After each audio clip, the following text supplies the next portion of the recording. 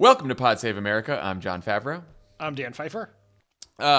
One place where the Biden administration is making great progress is their vaccination program, the pace of which has once again picked up over the last few days after falling for a little bit.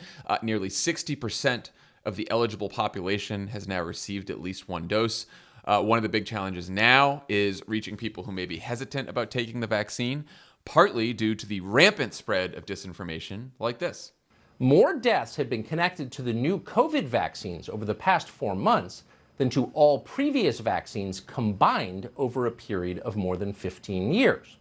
Very same system, very different results. So Tucker Carlson has been doing this almost every night for the last 3 weeks, telling millions of people that according to government data, nearly 4,000 Americans have died after getting the COVID vaccine, and so they shouldn't feel pressure to get it. This made me very angry, so I tweeted that Tucker is using his show to spread anti-vax conspiracies, and then Fox News senior political analyst Brit Hume replied to me that my statement was flat out false, and that Tucker was just asking questions about the risks of vaccines based on government data. Dan, do you want to try answering those questions for Tucker that he's just asking? It's like where to begin. It is. Let's begin by telling people why he was so wrong. I feel like that's where we should start. Then we could talk all about the political ramifications and what a fucking asshole he is. Yes. What Tucker Carlson is doing is using data from a self-reported database about the effects of vaccines. This database has been, which serves real purpose for people who care about science and truth, but has been abused by the anti-vax movement for a very long time, even predating COVID. Basically, but the most important point here is that this database indicates that some number of people died after having the vaccine. Not that they died because they took the vaccine. When you vaccinate tens of millions of people, some of them are going to die. Just as like when millions of people get their car washed, some of them die after getting their car washed. They didn't die because they got their car washed. You could do this with almost anything. This is a deeply dangerous propaganda tactic that people use, conspiracy theorists use all the time to take A and B and try to explain how it equals C when they're two completely separate things.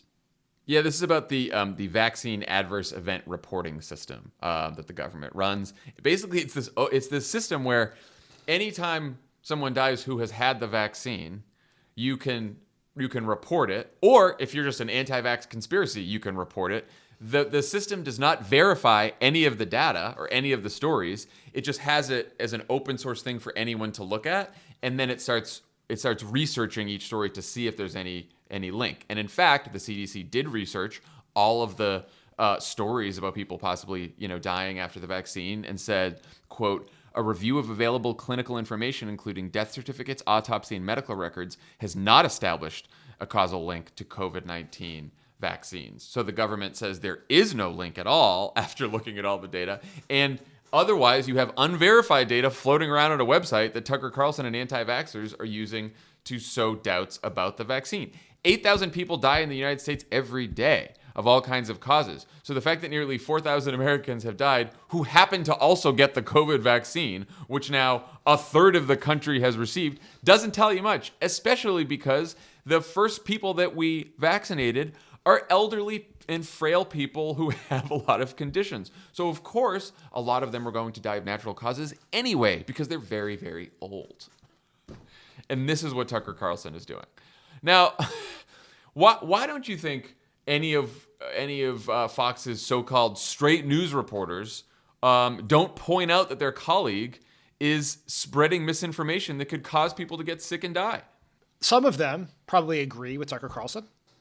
I mean, it's a self-selecting audience of people who join a propaganda network that shills for a dangerous authoritarian president and profits off of racial division and conspiracy theories.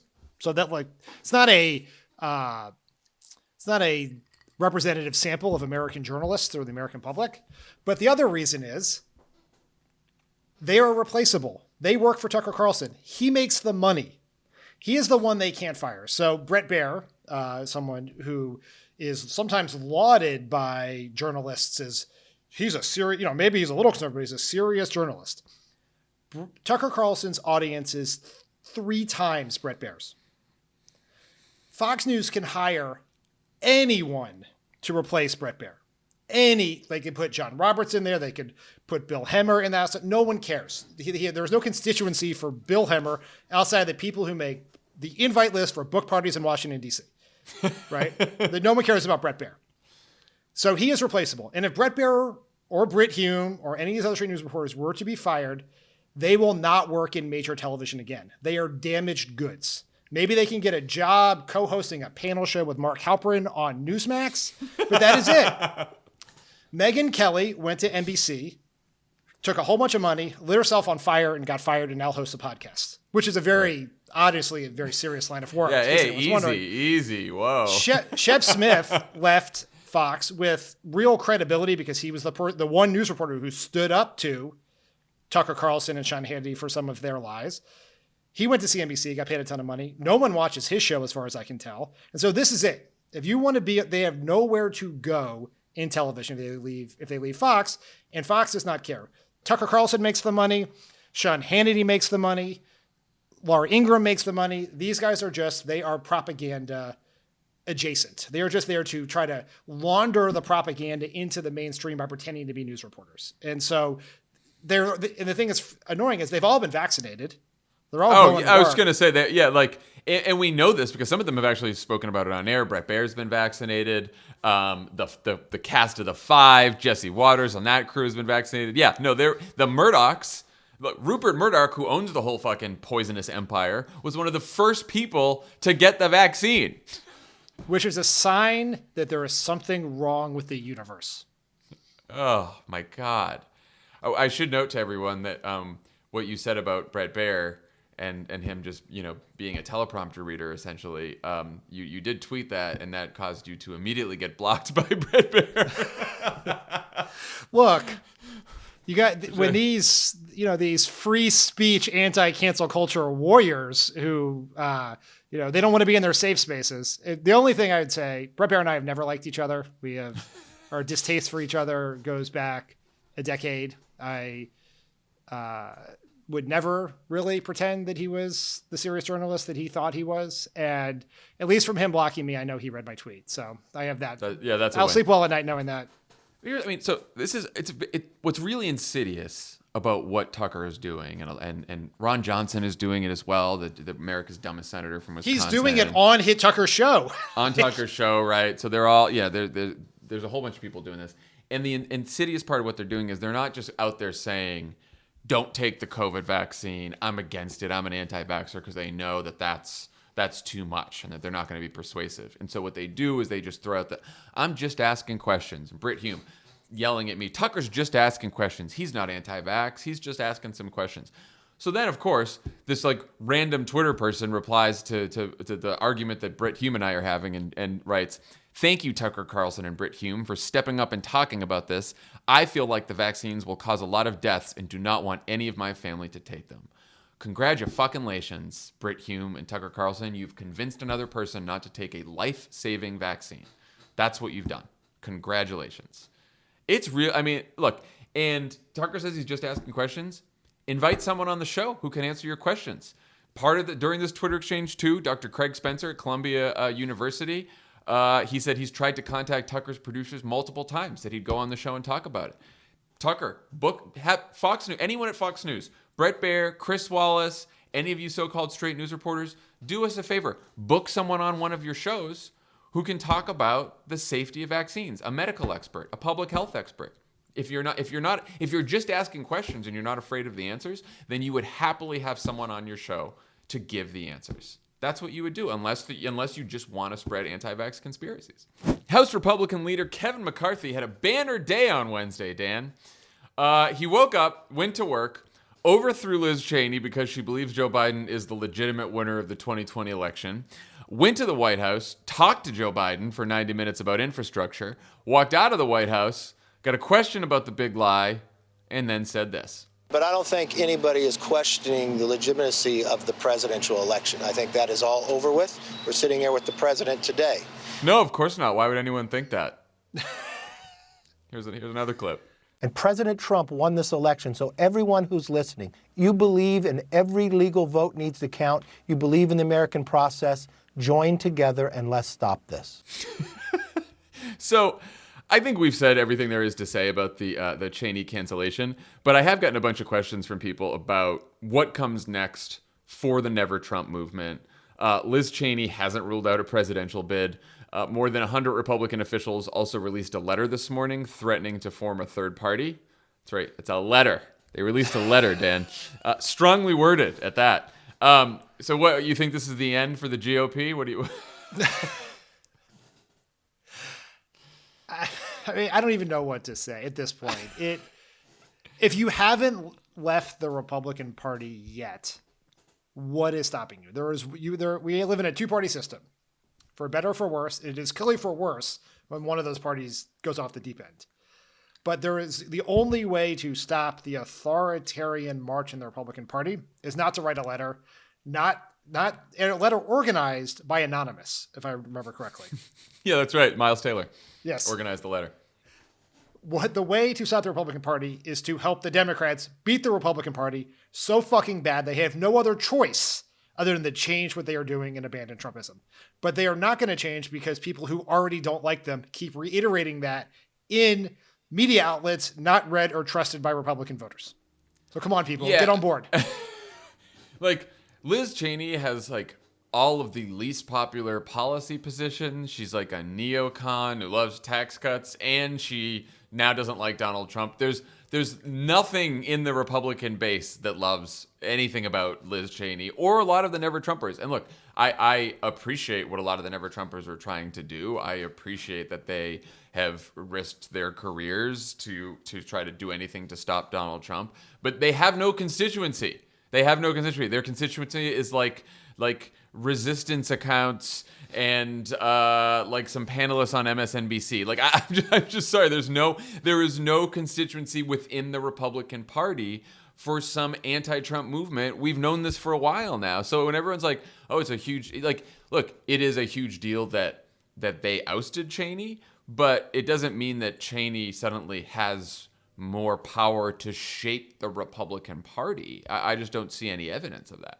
It says a lot about how sort of Washington, D.C. media works, that the ousting of Cheney was the moment that so many of them are like, oh, these people are seriously nuts. They really don't hate democracy.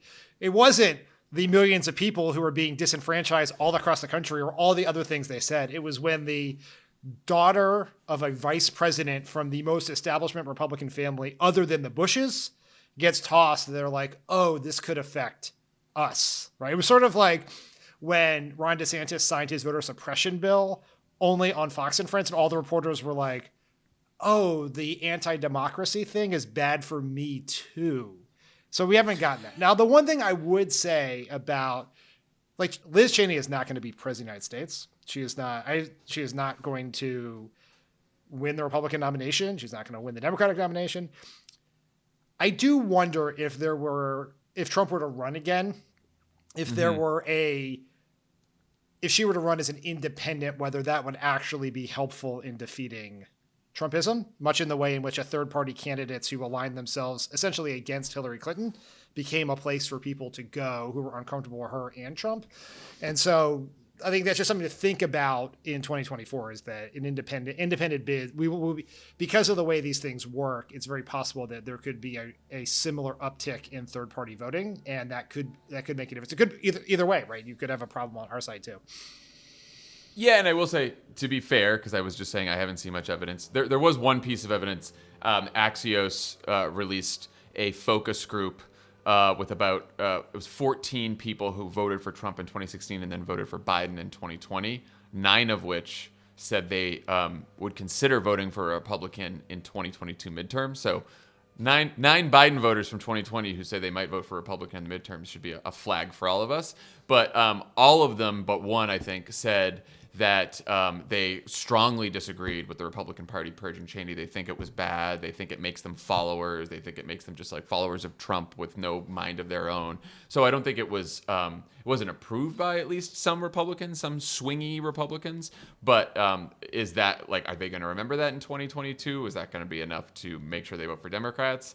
I am doubtful, but of course we'll see how this unfolds. Well, no. Let's be sure. No one is going to remember this by the time the 2022 election comes around. Oh, I am. Donald confident Trump about. was impeached in the early spring of 2020, and no one remembered it when he went to the polls. So I don't think the ousting of a member who most people never heard of in a job most people never heard of is going to make a huge difference in 2022. But it's more what it says about the Republican Party and the other things they're going to do because of this. Because what it really is I guess I mean is like will the ongoing radicalization of the Republican Party have an effect for on sure. the 2022 for midterms? sure. That's the and the thing we should all be scared about is essentially what they did is they put Liz Cheney's head on a pike as a message to all other Republicans that you either get on board with election theft or you get purged. And so that's the thing that is the most scary. I thought the most telling statement yesterday was from a Republican congressman from Florida, Representative Byron Donalds. He said, if you had a member of the Democratic leadership and said they didn't believe in climate change anymore, do you think they would still remain in Democratic leadership? I don't think so. Checkmate, Congressman Donalds. You got us. It's so telling because it's like, for them, what's most important is that the rank and file says the same thing and believes the same thing as the leadership, even though it's patently false. They don't understand that in his analogy, like if a Democrat didn't believe in climate change, we wouldn't want them in leadership because they don't believe something that's true.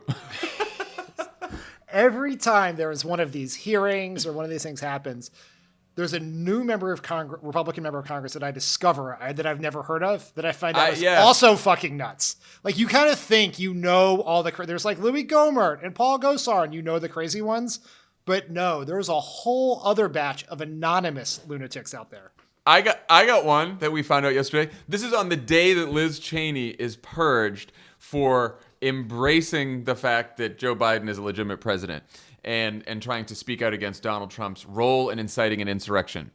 At a hearing on the January 6th attack on the Capitol that happened yesterday, the same day that Cheney gets purged, Republican Congressman Andrew Clyde from Georgia, who is he? Never heard of him before now. He said, quote, if you didn't know the TV footage was a video from January the 6th, you'd actually think it was a normal tourist visit. He thought it was a Yeah, no. What I saw on January 6th, that definitely looked like a tourist visit. Usually, with tourist visits, they threaten to hang the vice president and violently assault the Capitol. That is typically what a tour group does. Look, we've been in this pandemic for a long time. People may not remember what it was like when we gathered in crowds, but it wasn't like that. It wasn't like that. All right, let's go back to Wednesday's White House meeting. Kevin McCarthy also told reporters afterwards that canceling Trump's corporate tax cuts to help pay for the American Jobs Plan is a red line that Republicans won't cross. And just minutes after the meeting ended, so the meeting ends, Kevin McCarthy walks out, he says, oh, of course Joe Biden is a legitimate president. Says, oh, we had a good talk for 90 minutes. He sends out a fundraising text just minutes after the meeting ends that says, quote, I just met with corrupt Joe Biden and he's still planning to push his radical socialist agenda onto the American people. Sounds to me like somebody's ready to make a deal. What do you think? I mean, we should just ask the producers to keep their eye on the ticker because it's possible infrastructure could get done while we're recording. We are so close. Because, John, infrastructure is calling. Nancy Pelosi tweeted something with the hashtag infrastructure is calling, which is, why are we using that? What does that mean? What that is so many letters. Hashtags are dumb. What does that mean? Anyway, how much more performative bipartisanship do you think Biden has to do before Joe Manchin and Kyrsten Sinema are ready to pass this bill without Republicans? I think we should stipulate that Joe Biden sincerely would like a bipartisan deal. I think he thinks it would be good for the country. I think he thinks it would be good for the Senate and maybe foster some working relationship with some other things like police reform, et cetera. I think he thinks it would be good for him politically if he were to run for re-election. It's like a real proof point about his deal making and his unity message. But I don't think he has any shred of naivete about the odds of it. And what all this is about is getting to the point, as you hint in your question, where Kyrsten Sinema and Joe Manchin can either convince themselves or feel comfortable going back to their voters that they tried everything possible and the Republicans wouldn't come on board. Because there's an article in Politico today. There are people pushing like, just go. Why are you doing this? The reason they're doing it is they do not have 50 votes to do this on budget reconciliation yet. And you're not going to get that until you get Joe Manchin, Kirsten Sinema.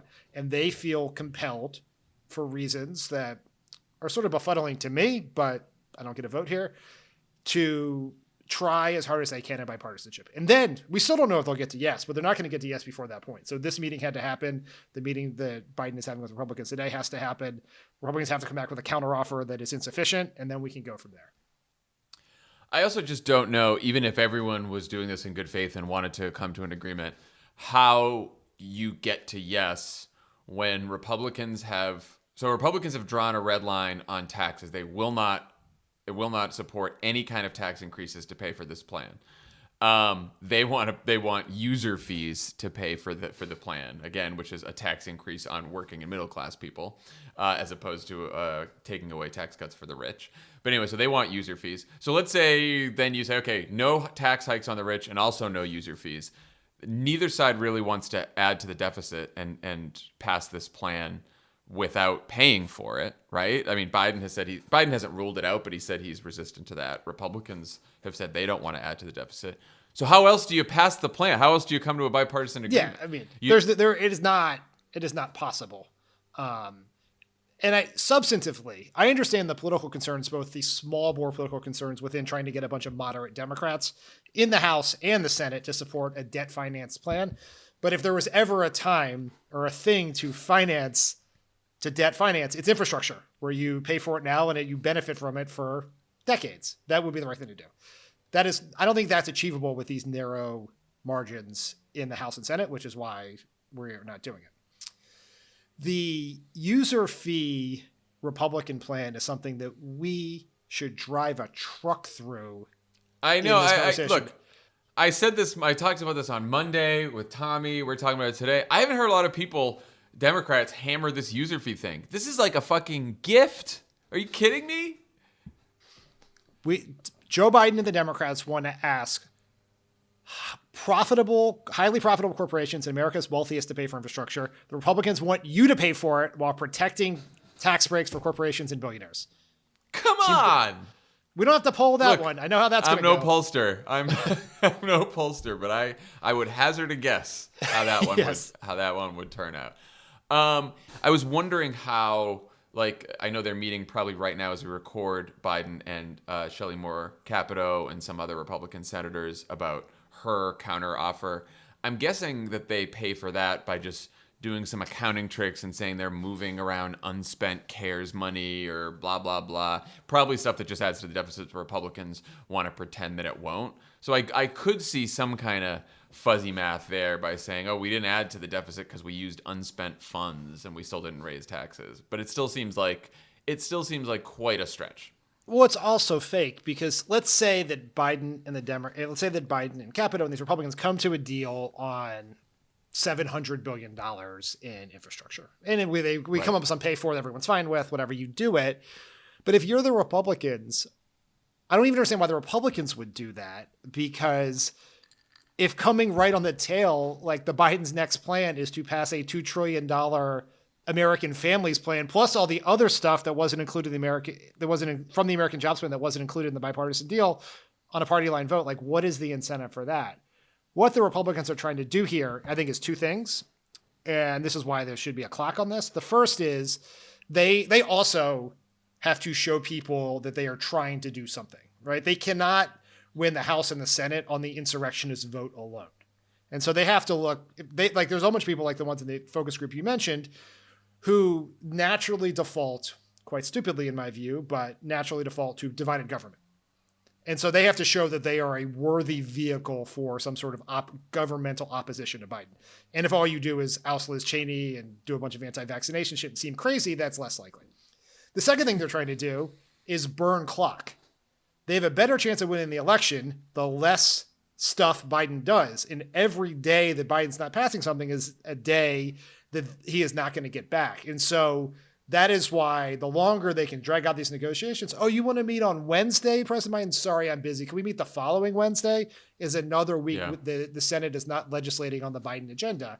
And so this is where you have to make this very tough call about when have you done enough to prove to Sinema, Manchin, and frankly others, I think, that you tried and it is impossible? And when have you tried too long to the point that some important parts of your agenda are going to fall by the wayside because you ran out of time?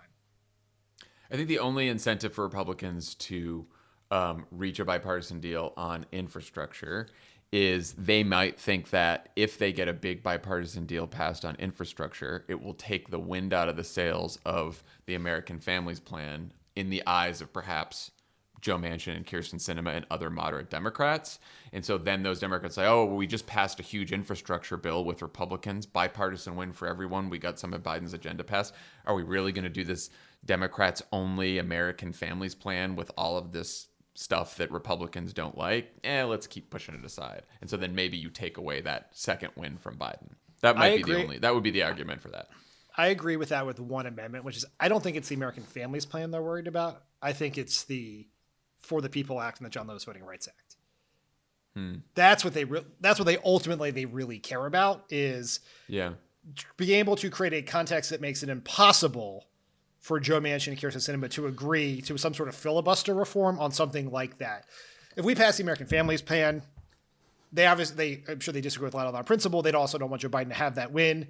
That is stuff that can be repealed and undone in some way, shape, or form. But as we know, as we've talked about 100 times, their chances of taking the House is dramatically increased by failure to pass the For the People Act. And if you can prove bipartisanship before then, you can run out the clock, in particular on the partisan gerrymandering ban in the For the People Act. So even if Biden and Schumer and Pelosi decide to pass this thing with only Democrats, the Washington Post reported this week that Biden's tax plans are making some congressional Democrats nervous, and that they're hearing from donors who are anxious about the political ramifications of raising taxes before the midterms. The story says that Congressman Sean Maloney, who's the chair of the Democratic Congressional Campaign Committee, the DCCC, has privately warned the tax plans could hurt vulnerable House Democrats up for re-election in 2022. Well, if the donors say so, Dan, what do you think? I know you wrote a message box about this on Wednesday. Yes, I think this is insane. It is truly one of the craziest things I've ever heard. To give the benefit of the doubt to Congressman Maloney, this is an anonymous report. He hasn't said this publicly. We don't know what all of the reasoning is. I have no doubt that a lot of moderate Democrats have told the DCCC this. They've told Nancy Pelosi this. They believe this. We know this because they consistently unburden themselves anonymously to Politico and Axios and other people. Always helpful. Always helpful. Never stops being helpful. Yeah. And as we always say, develop an inner monologue, people. But every bit of common sense and every bit of polling says that if Democrats were to walk away from a big fight over raising the corporate tax rate and raising taxes on people who make over $400,000, we would be walking away from probably our single best message for holding on to the majority that is available to us. It would be a historic case of self-sabotage were we to do that. And I'm going to give just one poll number on this, and I know we have some other polling to talk about in a second, but in a April poll from the Navigator, which is a Democratic polling consortium that does a lot of really good work, the Biden plan to raise taxes on people making over $400,000 a year is supported by a majority of Republicans who make under $50,000 a year. And so we talk about this a lot, but a huge strategic imperative for the Democrats is to drive a wedge in the Republican coalition by showing their working class voters that the policies of the party are pro-corporation, pro-Wall Street, and being paid for by the working class. And so here we have a policy that is supported by a majority of working class Republican voters, and walking away from it would be just a gigantic mistake. I don't understand it. Yeah, we have brand new polling with our friends at Data for Progress. We just conducted an exclusive poll on this very topic. You can find it on crooked.com right now. Go take a look. We wanted to test the American Jobs Plan and the American Families Plan, which are both wildly popular in this poll, between 60 and 70% support, depending on how you frame it. But then we asked people, and no poll has done this yet, we asked people to pick the 3 provisions that they think are most important to include in the final bill out of all the many provisions in the American Families Plan and the American Jobs Plan. And we wanted to know what people found most important, what they liked the most. Here's what topped the list. lower the cost of healthcare premiums, lower the cost of prescription drugs, repair roads, bridges, and highways, clean water, so lead pipes, and very popular, reform corporate taxes to remove loopholes and ensure corporations pay their fair share. That was the number 3 most important priority, not just for Democratic voters, but for independents and Republicans. Here's what I don't understand, Dan. Like, the DCCC, they hire all the, these Democratic consultants. They hire all these Democratic pollsters. It's not like they're looking at completely different polling. Like, where are they getting this from? To me, I wonder if it's not what they're scared of, what these moderate members are scared of, and some of these consultants and pollsters are not the message that Democrats want to raise taxes on the rich and Republicans want to raise taxes on you, but that they're afraid of the Republican lie about our message, which is that Joe Biden wants to raise everyone's taxes. Yeah, I think that's probably right. And that lie is coming, whether we pass the corporate tax cut or not. Of course, yeah. It is very easy to trick yourself into saying Republicans lie so we can do whatever we want. There are no political consequences for that. And that is simply not true. We have learned that is not true in the last election. Yes. But the importance of the corporate tax pay for here is you need to be able to tell a story about why Republicans oppose something that voters assume everyone supports. And this is the trap Republicans have walked themselves into, which is they say they agree with Joe Biden that we need to rebuild our roads and bridges and our infrastructure. And the only reason that they will not work with Joe Biden to create these good paying jobs that they say are so necessary is because they are unwilling to ask corporations to pay $1 single in additional taxes. They are unwilling to close loopholes for companies that ship jobs overseas. We joke about this all the time, but that's the single most popular message in every campaign we've worked on in 2 decades. I almost hope that we leave that out of the final bill just so we can run on it again, but that's probably a little simple. We will. Either way, we will. Yeah. That's right. That's right. And so, but you need to be able to tell a story about we are going to win these elections in 2022 and going forward by making sure that voters understand the Republicans are fighting for corporations. You need a story with good guys and bad guys and who you're fighting for. And we lose that if we cannot demonstrate their opposition is because of their fealty to their corporate donors. I am really just befuddled by this anxiety in that Washington Post story on the tax issue. If you are a Democratic consultant, a pollster, a strategist, a member of Congress who thinks that our analysis here is wrong, please come on Pod Save America and tell us why. I want to hear why. I realize it's not as fun as anonymously speaking to the Washington Post. that is a real trip. But just come on. We'll have a conversation about it because I can't understand it. It is literally the most popular issue. The most popular issue I can imagine is like tax hikes on the rich. Not even tax hikes. It's like protecting. The way I was framing it when I started talking about it was it's protecting Trump tax cuts for the rich. I can't imagine anything less popular than protecting Trump tax cuts for the rich. I mean, you know who is also befuddled by this? Joe Biden. I'm sure. Because the White House is like, what the fuck is wrong with these people? I mean, he leaned into it aggressively at a White House event last week. His pollster retweeted my message box piece about it in case there was any subtlety about how they feel about it. It's just common sense politics. Bizarre. Anyway, come on, Pod Save America, any of you nervous Democrats. All right, we want to end by talking about what's probably the biggest election this year, the Virginia governor's race in November, which at least one political analyst thinks could be competitive after years of Democratic wins. Yikes. So here's what we got. Popular Democratic Governor Ralph Northam is term limited, and he has endorsed former Governor Terry McAuliffe to replace him. Voting has already begun in the June 8th Democratic primary, where McAuliffe currently has a huge lead over his challengers, one of whom, former Delegate Jennifer Carroll Foy, will be talking with Dan in just a minute. We've also reached out to the McAuliffe campaign and hope to have him on soon as well. So that's the Democratic side. On the Republican side, this week, the party nominated first-time candidate Glenn Youngkin, a Trump-endorsed former Carlyle Group CEO worth $300 million, who ran on a platform of election integrity. Wow, look at that.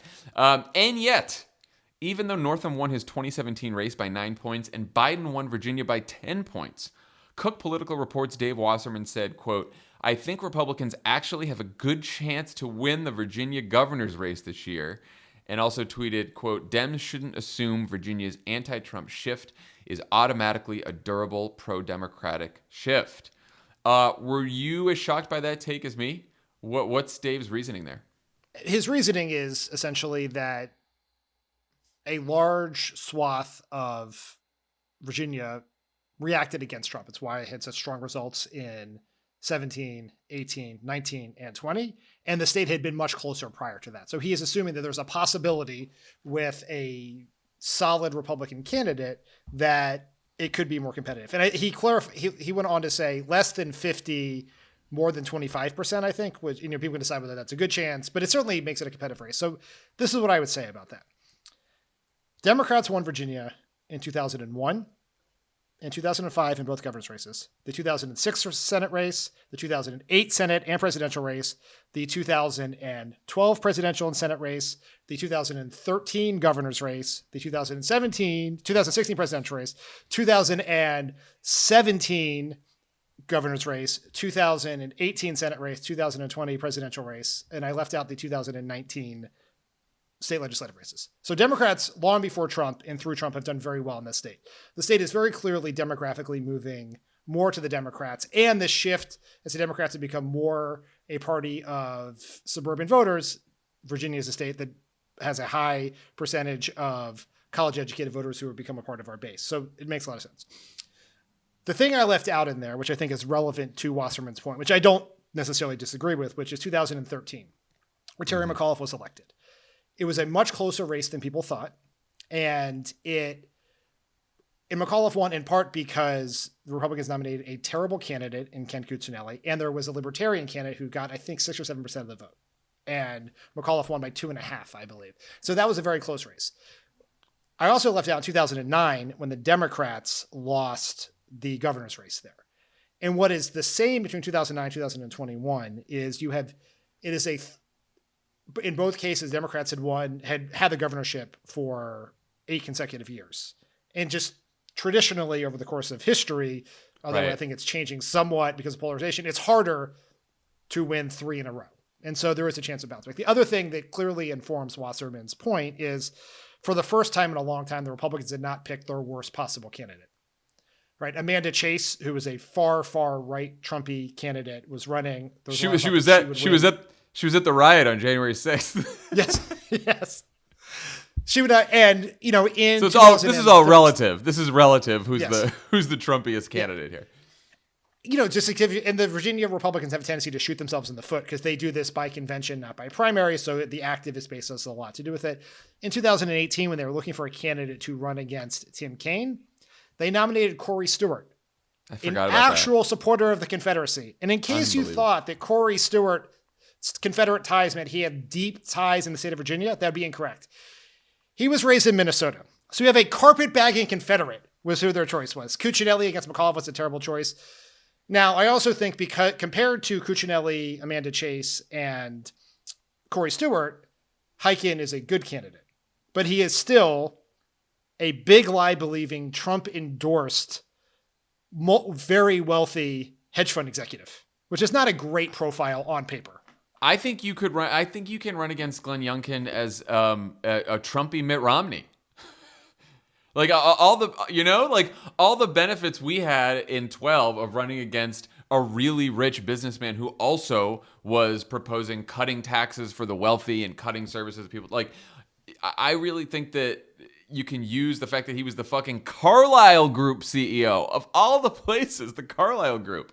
Carlyle Group that has done a deal to force Taylor Swift to re-record all her albums because they took away the IP. That's important in my household. Your house, yes. That's important in my household, but it's a big issue in this race. But I don't see Glenn Youngkin, who you're right, like he has Trump's endorsement. He said he was on tape during the primary saying, "Oh, they call me another Donald Trump. I say thank you." Like he has these comments and then saying that election integrity was his most important issue in the primary. Now he's going to try to pivot. He's already trying to pivot for the general by trying to like distance himself from Donald Trump. Like I think he's not dumb, but I still think because of the demographic makeup of the state, because he's a multi-millionaire hundreds of times over, who's running on a traditional Republican platform and has embraced Donald Trump, I still think you're going to have a tough time, even though he's less Trumpy than the other candidates. Yeah, the whole conversation, based off the Wasserman tweet, who, for very good reason, his voice carries a lot of weight. He's a great analyst. Yeah, you can disagree with him. He's a great analyst. And he was right about a lot of stuff in 2016 that others, including some people on this podcast, were wrong about. Right. But the way the debate played on Twitter was not the nuanced reaction to the nuanced point that Dave was making. It was some people saying, well, Dave says that Republicans are going to win. And then a bunch of people, then it's like, well, Democrats who say that Democrats can't lose. No one is saying Republicans are going to win. No one is saying Democrats can't win. I think where Wasserman is right is Republicans have a better chance than you would think, given all of the data that I just put out there, but that doesn't mean they are favored. Right. Right. And we have to run a good campaign. That. Yeah. And Dave said, he's like, I still think they're underdogs, but I think they have a better chance than usual. That's all. That's really what it boiled down to. So I know you're talking to Jennifer Carroll Foy soon. What do you make of McAuliffe's lead in the primary and the dynamics of that race? I mean, people may not know this, but Virginia has a completely insane law that governors only serve one term consecutively. And McAuliffe was governor from 2013, 2017. He was a very successful governor. He was very popular when he left. He would have run for re-election in a state without this insane law, and almost certainly would have won, given the results in that state. And so it's not surprising that he is leading. He has 100% name ID. He has a ton of money and has been spending it on television. But there's still, and what do we believe about polls and primary polls? Who knows? But he has a big lead. If there are a lot of candidates, Jennifer Carroll Foy is, by, I think, all analysis from sort of political observers in Virginia elsewhere, the only person other than McAuliffe who could win this primary. If there was consolidation among the anti-McAuliffe group out there and a pretty significant chunk of undecided voters, it could become a race. But right now he has a name ID advantage and money ID advantage. And it will be in the challenge for Jennifer Carroll Foy, and she and I will talk about this in this interview, is what is your best argument to show why the guy who was governor 4 years ago, who you liked and probably would have reelected, should not be elected now? Right? That's not an easy argument to make to Democratic primary voters. It's a different argument to make in a general election, but to Democratic primary voters who like McAuliffe, that's hard. Yeah, I should say I really like Jennifer Carroll Foy. I've always respected her a lot. I interviewed her on The Wilderness, the first season of The Wilderness, when she was running for delegate for the first time, and sort of discovered her through Run for Something, which we talk about all the time. And I remember Amanda Littman, who runs Run for Something, at the time was like, Jennifer Carroll Foy is a star. She's going to be governor of Virginia someday. She said that back then in 2017. And I remember speaking to her and being like incredibly impressed. The challenge that she's facing, aside from everything you just said, is like, she's running against, and all of these candidates are running against, a very popular former governor who everyone in the state knows and has universal name ID because he was their governor really not that long ago, right? He left office in 2018 with an overall approval rating of 54%. Among Democrats, the approval rating was 82%. Among black voters, 87%. 18 to 29-year-olds, 73%, right? So like even constituencies that you would imagine a progressive challenger, especially, Jennifer Carroll Foy, who if she won would be the first black woman governor in the country. Even groups that she would normally try to rely on, like approve of Terry McAuliffe by huge margins. So it's really hard to sort of dent that, especially in a crowded primary, especially against someone with such recognized name ID, who everyone knows. So it's like, you can't tell people a lot of stuff about Terry McAuliffe that they don't already know. And even when you try to attack Terry McAuliffe, I think for a voter in Virginia, they're thinking to themselves like, well, I haven't heard about this before, and I was around when he was governor for 4 years, so like I feel like I know him. So it's just a really tough race for any challenger to run, I think. Yeah, it is. It's there's time. I mean, there is time for more than a month, although people are voting now in Virginia, a state which has very good voting laws in a lot of ways.